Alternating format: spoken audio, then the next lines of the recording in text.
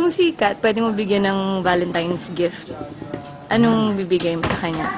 Pagmamahal. Next. Solid na pagmamahal. Tsaka, narinig niya naman sa Chris TV siguro, di ba? Sabi niya, ayaw niya ng kahit anong mga parang gamit-gamit. So, pagmamahal, solid na pagmamahal. Yung talagang, pag naramdaman niya yun, ay mabibigla siya. Ano ba, kamusta na ba yung Valentine's Day plans mo at niya? Hindi pa ako sure kung mailalabas ko siya kasi, medyo hindi pa yata okay sa magulang na lumabas kasi nga may gagawin ata siya. Kung wala, magpapaalam po talaga ako sa mga kanya. Pero hindi mo siya ibalak i-surprise with like, for flowers? Yun nga ang gagawin ko eh. Ganun Siguro ba? dadating ako. Kunyari, hindi siya pwede, di ba? Hindi ako pwede. Punta na lang ako sa mall, dadala ako ng sobrang laking stuff toy. Tsaka flowers.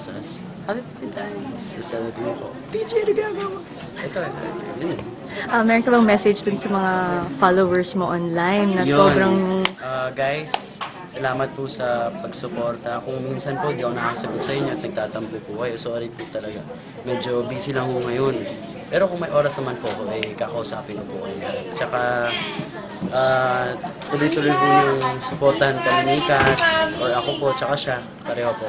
Mahal na mahal ko po. Meron ka bang ma-share tungkol dun sa bagong show? Itong You're Always... May hirapan ako dito. Dalawa pa kalaban mo dito. Kaya sana, nanalo tayo. Okay, thank you sa